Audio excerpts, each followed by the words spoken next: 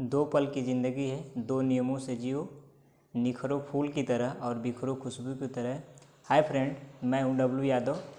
आप सभी का अपने YouTube channel DKY care point पर स्वागत है। यदि चैनल को आप सब्सक्राइब नहीं किए हैं तो नीचे रेड कलर के बटन को दबाकर, घंटी के निशान को दबाकर ऑल नोटिफिकेशन ऑन कर लीजिएगा। मैं जब भी कोई वीडियो अपलोड करूं उसका नोटिफिकेशन आप तक पहुंच सके। यदि आप चैनल को सब्सक्राइब नहीं किए हैं तो कर लीजिएगा। लाइक शेयर सब्सक्राइब करते रहिए और अपना सपोर्ट बनाए रखिएगा। आज हम लोग पढ़ने वाले रसायन विज्ञान के 0 पार्ट 5 इलेक्ट्रॉनिक विन्यास, दूसरा इलेक्ट्रॉनिक विन्यास आज हम पढ़ेंगे। जैसा कि आपको दिखाया गया है, ये अफबाउ रूल्स है। अफबाउ रूल्स मैंने बता रखा है। तो ये अफबाउ रूल्स के जो नियम हैं, इसमें हम जानते हैं कि ये जो यस ऑर्बिटल है, ये पहला ऑर्बिटल होता है और इसी में सबसे पहले हम क्या करते हैं, इलेक्ट्रॉन को प्रवेश कराते हैं, अर्थात तो सबसे न्यूनतम ऊर्जा स्तर। परमाणु में क्या होता है, ऊर्जा स्तर होता है। तो सबसे न्यूनतम ऊर्जा स्तर जो होता है वो 1s का होता है और इसी में हम परमाणु को सबसे पहले परमाणु के इलेक्ट्रॉन को फिलअप करते हैं, भरते हैं। तो सबसे पहले यस वाले में भरते हैं इलेक्ट्रॉनिक परमाणु के इलेक्ट्रॉन को 1s में भरते हैं। फिर इसके बाद अगला ऊर्जा स्तर है, ये हमारा 2s है, फिर इसमें भरते हैं। फिर आपका 2p में इलेक्ट्रॉन को भरा जाता है, फिर 3s में, फिर 3p में, फिर 4s में, फिर 3d में, फिर 4p में, फिर 5s में, फिर इसके बाद 4d में, फिर 5p में, फिर 6s में, फिर इसके बाद 4f में, 4d में और 6p में, फिर 7s में और फिर 5f और 6d में इलेक्ट्रॉन को हम एंट्री करा सकते हैं। ये शॉर्टकट तरीका है। अगर इसको आप याद कर लेते हैं तो इलेक्ट्रॉनिक विन्यास का ये रूल्स है कैसे इलेक्ट्रॉन को भरा जाता है। सबसे पहले बात कर लेते हैं कि सबसे न्यूनतम कक्षा जो होता है वो न्यूनतम कक्षा आपका 1s होता है। इसी से इलेक्ट्रॉनिक विन्यास, हर परमाणु का इलेक्ट्रॉनिक विन्यास हम करेंगे तो इसी 1s कक्षा में सबसे पहले इलेक्ट्रॉन को भरेंगे। सबसे पहले इसी कक्षा में इलेक्ट्रॉन की एंट्री होती है और फिर इसके बाद इसके बगल में 2s में एंट्री करते हैं। तो देखिए ये जो आपका 1 2 दिखाई दे रहा है, इसी को ऊर्जा स्तर बोलते हैं। जो आपका n बराबर होता है 1 2 3 4 5 डैश डैश आगे, इसी को हम बोलते हैं ऊर्जा स्तर। अर्थात n को कोश या ऊर्जा स्तर बोल देते हैं, या इसी को बोलते हैं मुख्य ऊर्जा स्तर, मुख्य ऊर्जा स्तर, मुख्य ऊर्जा स्तर। फिर इसके बाद जो आपको SPDF दिखाई दे रही है, SPDF, इसको बोलते हैं उप ऊर्जा स्तर, उप ऊर्जा स्तर, उप ऊर्जा स्तर बोलते हैं। या आप इसको बोल सकते हैं, ये परमाणु की जो उपकोष होती है इसको उप ऊर्जा स्तर बोलते हैं और इसको मुख्य ऊर्जा स्तर बोलते हैं। तो ये सबसे पहले जो इलेक्ट्रॉन भरा जाता है 1s से स्टार्ट किया जाता है। फिर आगे बढ़ते हुए ऊर्जा स्तर के क्रम में इलेक्ट्रॉनिक विन्यास करने का ये शॉर्टकट ट्रिक है। आप इस ट्रिक के माध्यम से इलेक्ट्रॉनिक विन्यास को शॉर्टकट तरीके से जान सकते हैं। अब हम आगे पढ़ते हैं कि किस तरह से इलेक्ट्रॉनिक विन्यास हम किसी तत्व का करेंगे। ट्रिक को आपको याद रखना है। तो अफबाउ नामक वैज्ञानिक ने बताया था कि किसी भी परमाणु में जो इलेक्ट्रॉन होते हैं वो सबसे पहले निम्न ऊर्जा स्तर में भरे जाते हैं। फिर इसके बाद आगे जैसे जैसे ऊर्जा स्तर बढ़ता जाता है उस तरह से परमाणु का इलेक्ट्रॉन उसमें वितरित करते रहते हैं। किसी भी परमाणु का इलेक्ट्रॉनिक विन्यास, जैसे X परमाणु के लिए मैं लिख ले रहा हूँ 1s2 2s2 2p 6 4s2 फिर इसके बाद 1s2 2s2 2p6, फिर 3s2, फिर इसके बाद आपका आता है 3s2 3p6, फिर इसके बाद आपका 4s2 और 3d 10। ये 30 तक के परमाणु का इलेक्ट्रॉनिक विन्यास हमको सीखना है। इस फार्मूले से हम 30 तक के इलेक्ट्रॉनिक विन्यास परमाणु को सीख सकते हैं। 2 2 4 6 4 10 10 2 12 12 6 18 18 2 20 20 10 30। एक्स परमाणु के लिए हम 30 तक का इलेक्ट्रॉनिक विन्यास के लिए यहाँ पर लिख चुके हैं। 2 2 4 6 4 10 2 12 6 18 2 20 10 30 इलेक्ट्रॉन का इलेक्ट्रॉनिक 30 परमाणु क्रमांक तक के परमाणुओं का आप इस पर इलेक्ट्रॉनिक विन्यास कर सकते हैं। तो 30 तक हम आपको परमाणु लिखा चुके हैं, उनको आप याद नहीं किए हैं तो याद कर लीजिए। और अब इस पर हम इलेक्ट्रॉनिक विन्यास आपको सिखाएंगे। सबसे पहले बता देते हैं कि ये कोष होते हैं और ये उपकोष होते हैं, और इनके उपकोष के अंदर कक्षक होते हैं। जैसा कि मैंने कल ही आपको बता दिया था कि कक्षक यस में जो है एक कक्षक होता है जिसमें 2 इलेक्ट्रॉन भरे जाते हैं, एक क्लॉकवाइज एक एंटी क्लॉकवाइज होता है। और पी कक्षक होता है, पी कक्षक यहाँ यस कक्षक और यहाँ पर पी कक्षक, और इसमें जो है 3 ऑर्बिटल होते हैं और कुल मिला के 6 इलेक्ट्रॉन भरे जाते हैं। डी कक्षक, और डी कक्षक में जो होते हैं, डी कक्षक में कुल मिला के 5 होते हैं कक्षक। डी उपकोष में 5 कक्षक होते हैं और कुल मिला के 10 इलेक्ट्रॉन भरे जाते हैं। इसमें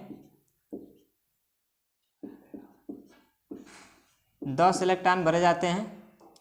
एक इलेक्ट्रॉन क्लॉकवाइज होता है, एक एंटी क्लॉकवाइज होता है, एक दक्षिणावर्त एक वामावर्त। एक ऑर्बिटल में दो तरह से इलेक्ट्रॉन भरे जाते हैं, क्लॉकवाइज एक एंटी क्लॉकवाइज। इसी तरह बात कर लेते हैं 14 एफ कक्षक की, जिसमें 14 इलेक्ट्रॉन होते हैं। एफ कक्षक में 14 इलेक्ट्रॉन होते हैं। तो और इसमें 7 कक्षक होते हैं, 7 कक्षक होते हैं और इसमें 14 इलेक्ट्रॉन होते हैं। 1 यस,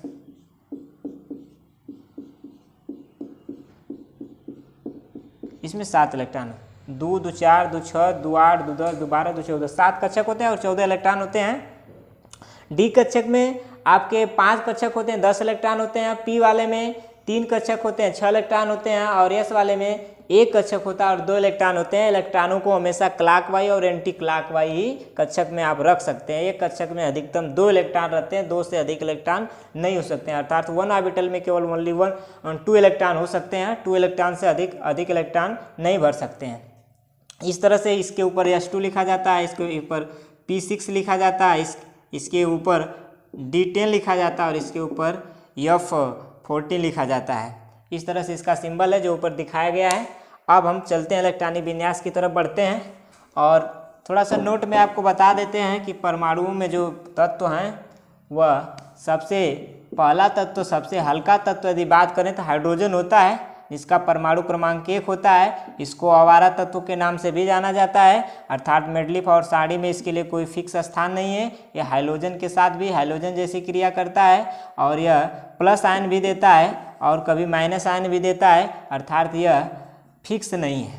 दूसरी बात लिथियम की बात करते हैं तो लिथियम जो होता है यह सबसे हल्का धातु होती है, सबसे हल्की धातु होती है और यह प्लस आयन देती है। और सबसे जो भारी धातु होती है वो ओस्मियम होती है,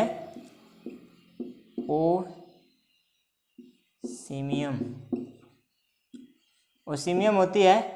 और इसके बाद बात कर लेते हैं फ्लोरीन, सबसे ऋण विद्युतीय तत्व अधातु होता है, अधातु होता है, यह धातु है, सबसे ऋण विद्युतीय है। तो इस तरह का फैक्ट जो है आपको मेडलिफ और साड़ी जब पढ़ाया जाएगा तो पूरी तरह से बता दिया जाएगा। अभी थोड़ा हल्का फुल्का आप इसको जानते रहिए। आगे बात कर लेते हैं इलेक्ट्रॉनिक विन्यास की। अब इलेक्ट्रॉनिक विन्यास पर आते हैं तो इलेक्ट्रॉनिक विन्यास में सबसे पहले हाइड्रोजन का इलेक्ट्रॉनिक विन्यास करेंगे तो 1s1 करेंगे, क्योंकि एक परमाणु में इस हाइड्रोजन के परमाणु में 1 इलेक्ट्रॉन होता है, इसलिए यहाँ पर 1 करेंगे। और 2He हीलियम होता है और हीलियम में 2 इलेक्ट्रॉन होते हैं तो 1s2 एक कंप्लीट हो जाएगा। और फिर इसके बाद 3 में लिथियम आता है, लिथियम का मतलब 1s2 और 1 इलेक्ट्रॉन बच गया तो 2s1 में डाल देंगे।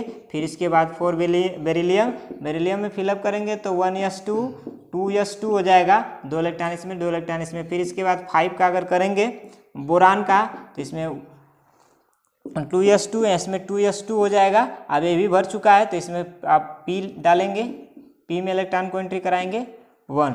इसी प्रकार 6 का जो करेंगे जब हम इलेक्ट्रॉनिक विन्यास कॉन्फ़िगरेशन तो कॉन्फ़िगरेशन में करेंगे तो यहाँ पर देखेंगे 1s2 इसमें भरेंगे, इस वाली कोष में, इस वाली सेल में भरेंगे। फिर इसके बाद 2 इस वाली दूसरी वाली सेल में भरेंगे 2s2, फिर दूसरी वाली सेल में 2p2 तक ले जाएंगे। 2 2 4 2 6। इसके बाद 7 का करेंगे, 7 का करेंगे तो आप देखेंगे कि 1s2 और 2s2 और 2p3 इस तरह से आप जो है आगे भी करिए इलेक्ट्रॉनिक विन्यास।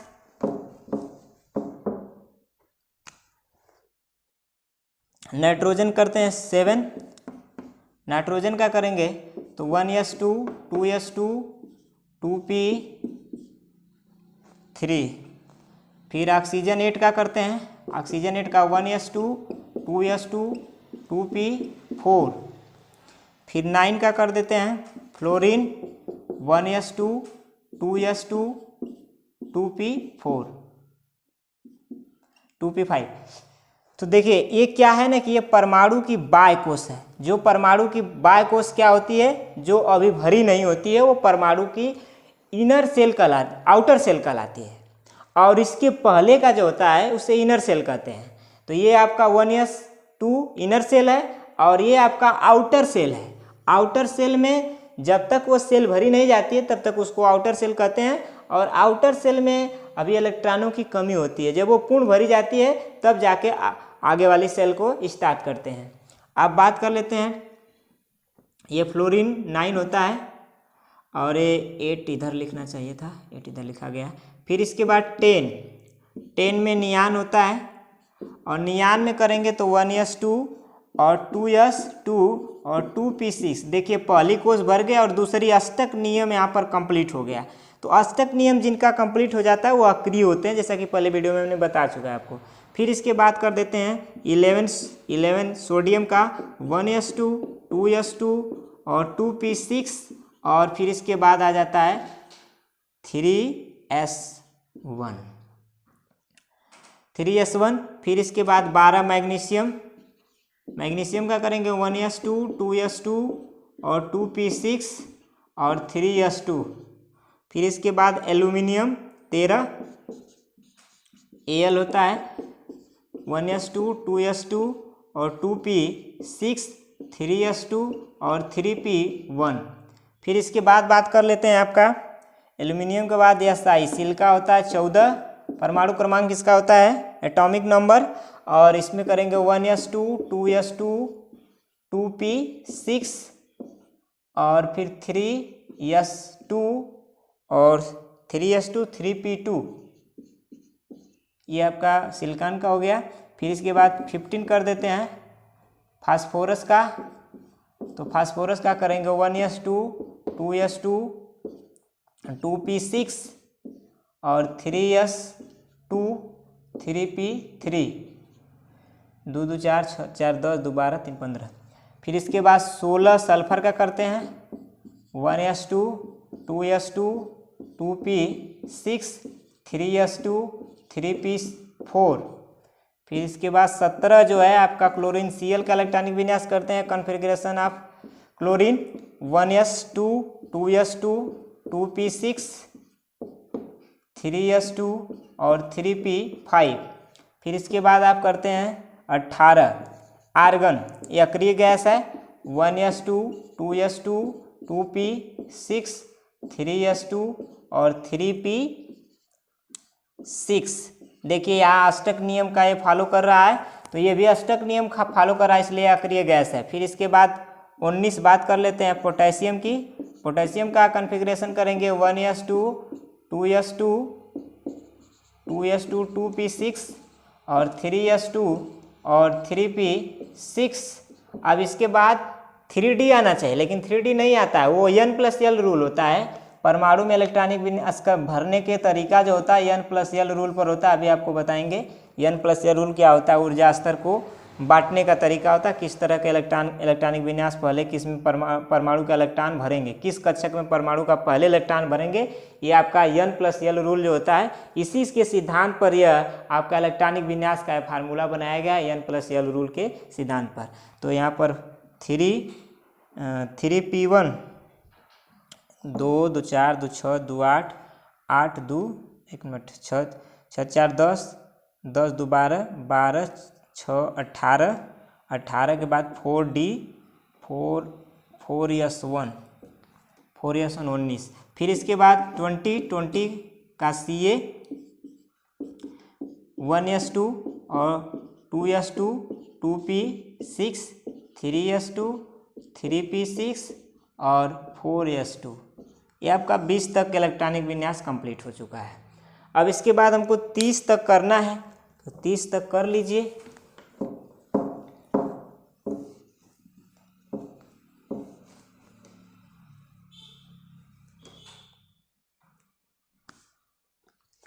तीस तक इलेक्ट्रॉनिक विन्यास वीडियो को रोक करके आप इसको लिख सकते हैं। तो 21 स्कैडियम 1S2 2S2 2P6 3S2 3P6 4S2 और 3D1 फिर 22 का करेंगे टाइटियम 1S2 2S2, ये सब लिखने की जरूरत नहीं, यहाँ तक पहुँच जाइए। 4S2 और फिर 3D2। फिर इसी प्रकार 23 का करेंगे वैनेडियम का, तो इधर से करते रहिएगा 1S2 2S2 छोड़ करके यहाँ पर आइए 4S2 3D3। फिर इसके बाद करते हैं 24 क्रोमियम का 2S2 4S2 और 3D4। बात कर लेते 25 Mn 1S2 2S2 और 4S2 और 3D5। फिर इसके बाद 26 Fe फेरस का 2S2 और 1S2 2S2 डैश 4S2 और 3D6। इसके बाद बात कर लेते हैं 27 का मतलब हो गया आपका निकिल, तो इसका 1S2 2S2 बात कर लेते हैं 4S2 और यहाँ पर 3D कितना 7। फिर 28 का मतलब कोबाल्ट का करेंगे 1S2 2S2 और यहाँ 4S2 और फिर इसके बाद आप 3D8। फिर इसके बाद अगर बात करते हैं आगे कापर और जिंक की, तो कापर और जिंक की बात कर लेते हैं। तो कापर Cu29 होता है परमाणु क्रमांक एटॉमिक नंबर 29, तो इसका करेंगे 1S2 और 2S2 डैश 4S2 और 3D9। फिर इसके बाद लास्ट में 30 Zn और इसका करेंगे तो 1S2 2S2 और 4S2 3D10। यहाँ तक मोस्टली इम्पोर्टेंट है, 30 तक आपको इलेक्ट्रॉनिक विन्यास पूछा जाता है। इससे अधिक इलेक्ट्रॉनिक विन्यास किसी का लगभग नहीं पूछा जाता है, यहीं तक पूछा जाता है 30 तक। तो 30 तक मोस्टली आपको इलेक्ट्रॉनिक विन्यास आना चाहिए, और 30 तक आपको इलेक्ट्रॉनिक विन्यास आता है तो कोई दिक्कत केमिस्ट्री में आपको नहीं होगी। किसी भी अगर परमाणु का अगर इलेक्ट्रॉनिक विन्यास पूछता है तो आप आसानी से इस रूल पर कर सकते हैं। आपको ये फार्मूला याद होना चाहिए। ये फार्मूला जो है आपको 30 तक इलेक्ट्रॉनिक विन्यास सिखा सकता है, आसानी से सिखा सकता है और आसान से आप सीख सकते हैं। अब बात कर लेते हैं इस फार्मूले से कितने हमको लाभ मिलते हैं।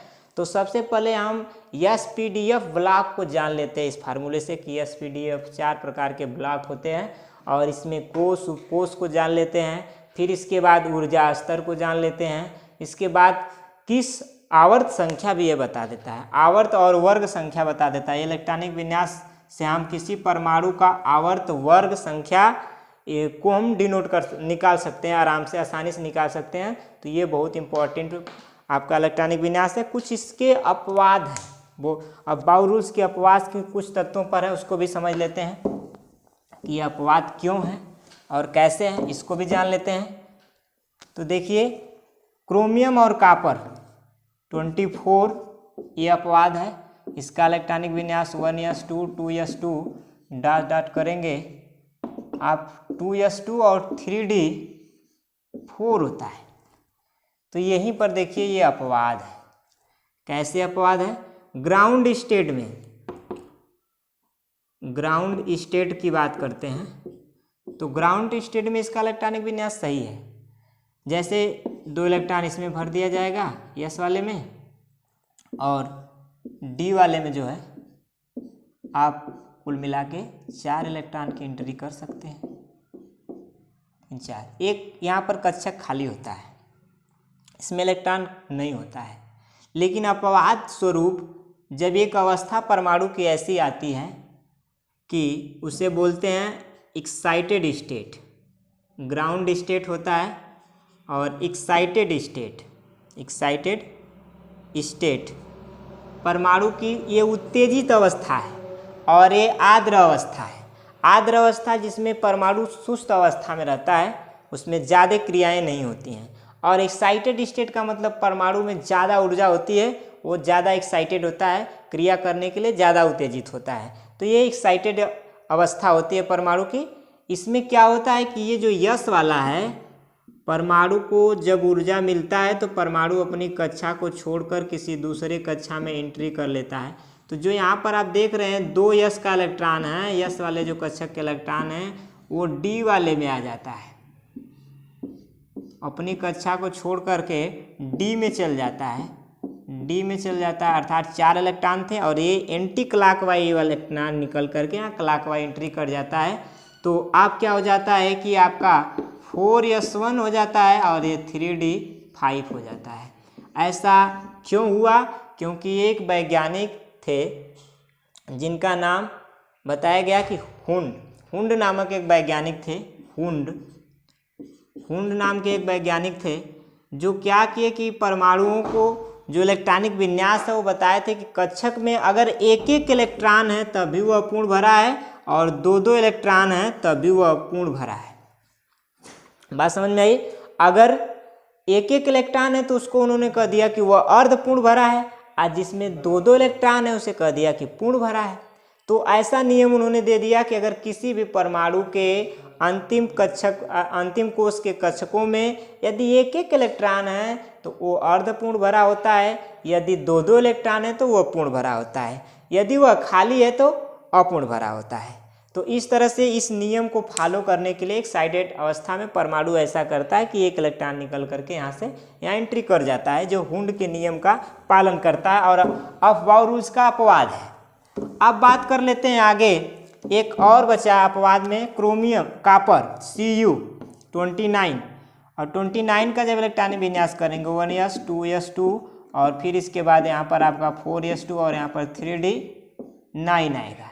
तो इसी तरह से यहाँ पर यस में कक्षक में 2 इलेक्ट्रॉन भरेंगे और डी वाले में देखिए इलेक्ट्रॉन भरने के कुछ तरीके रूल्स होते हैं, उनको हम बता देते हैं। पहले एक इलेक्ट्रॉन भरते हैं क्लॉकवाइज, अब फिर इसका युग्मन जब पेयर करते हैं तो एंटी क्लॉकवाइज इलेक्ट्रॉन भरते हैं। इस तरह से 9 इलेक्ट्रॉन भर देंगे, 1 इलेक्ट्रॉन ये खाली हो जाएगा। तो ये क्या करता है कि जब एक ग्राउंड स्टेट में है तो ठीक है, लेकिन जब एक्साइटेड अवस्था आएगी तो ये इलेक्ट्रॉन जो आपका क्लॉकवाइज दिखाई दे रहा है इसमें आकर एंटी क्लॉकवाइज बन जाएगा और इसमें 1 इलेक्ट्रॉन हो पाएगा। तो ये भी आपका अपवाद है, इसको भी याद रखिएगा। अर्थात सही इलेक्ट्रॉनिक विन्यास दोनों का होता है, कॉपर का और क्रोमियम का सही इलेक्ट्रॉनिक विन्यास देखेंगे तो ये होता है 1s2 2s2 2p6 और 3s2 3p6 4s2 और 3d5, ये सही इलेक्ट्रॉनिक विन्यास। इसी तरह क्रोमियम कॉपर का होता है Cu 1s2 2s2 और 2p6 और 3s2 और 3p6 4s2 यहाँ पर 1 रहेगा और वहाँ पर 5 रहेगा, और यहाँ पर आपका 4s1 और यहाँ 3d10 हो जाता है। ये दोनों का सही इलेक्ट्रॉनिक विन्यास है अपवाद स्वरूप में। इलेक्ट्रॉनिक विन्यास को आप जान चुके हैं। आप कुछ हम N+L रूल बता देते हैं, किस तरह से इलेक्ट्रॉनिक विन्यास का फार्मूला बना है, ऊर्जा स्तर कैसे चेक कर सकते हैं। तो तो देखिए यन प्लस यल रूल जो होता है, यन प्लस यल रूल होता है, ये किसी इलेक्ट्रॉनिक विन्यास जो अभी बताएं इसके तरीका को ये डिनोट करता है कि किस तरह से हम उसको आगे बढ़ा सकते हैं। परमाणु के इलेक्ट्रॉनिक विन्यास का जो फार्मूला उसको कैसे आगे बढ़ा सकते हैं। तो यन का मतलब ऊर्जा स्तर होता है 1 2 3 4, और यल का मतलब होता है उप ऊर्जा स्तर यानी एसपीडी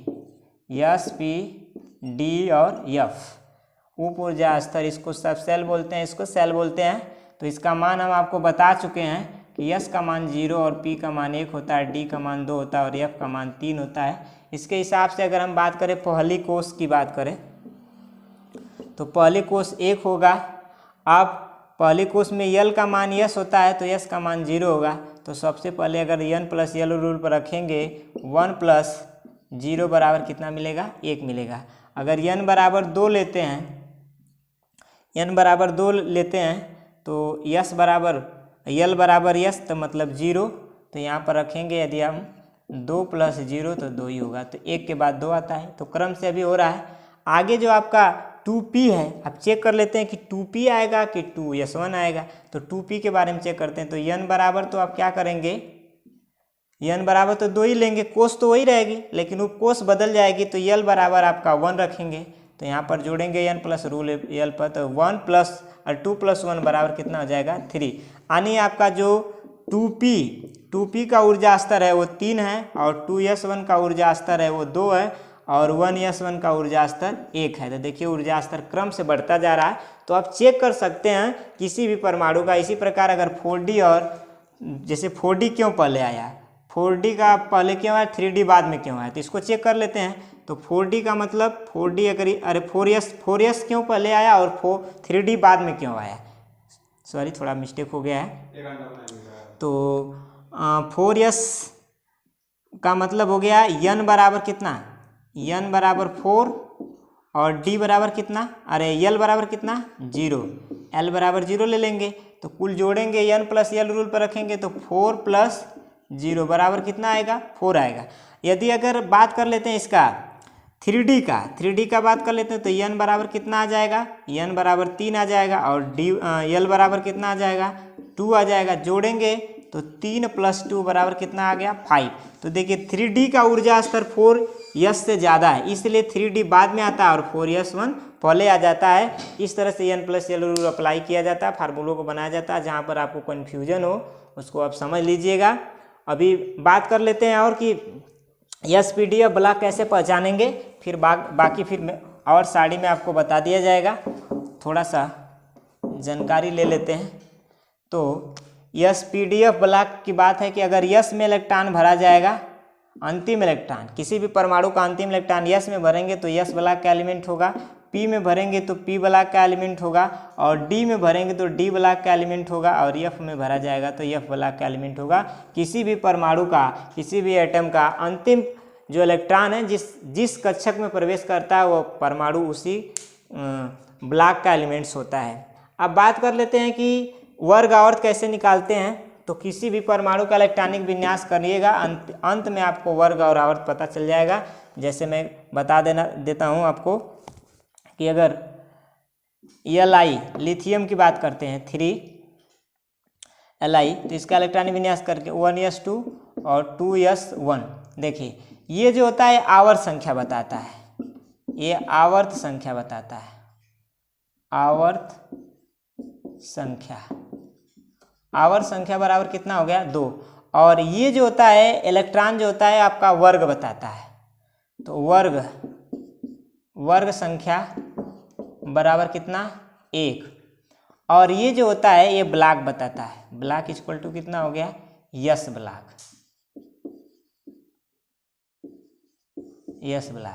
इसी प्रकार आप किसी का भी चेक कर सकते हैं। आगे हम अगली वीडियो में आपको ब्लॉक और इसके वर्ग संख्या निकालना सब कुछ बता देंगे। इस वीडियो में इतना ही। अगर चैनल को आप लाइक शेयर सब्सक्राइब नहीं किए हैं तो लाइक शेयर सब्सक्राइब कर लीजिएगा। एक बार अगर सब्सक्राइब कर लें दोबारा सब्सक्राइब करने की ज़रूरत नहीं है, आप एक बार ही सब्सक्राइब करिए। और इसी तरह की वीडियो का अपडेट पाने के लिए आप हमारे चैनल पर बने रहिएगा। आपको अच्छी से अच्छे क्वालिटी में आपको वीडियो मिलेगी। अगर थोड़ा मोड़ा मिस्टेक हुआ तो उसके लिए सॉरी फॉर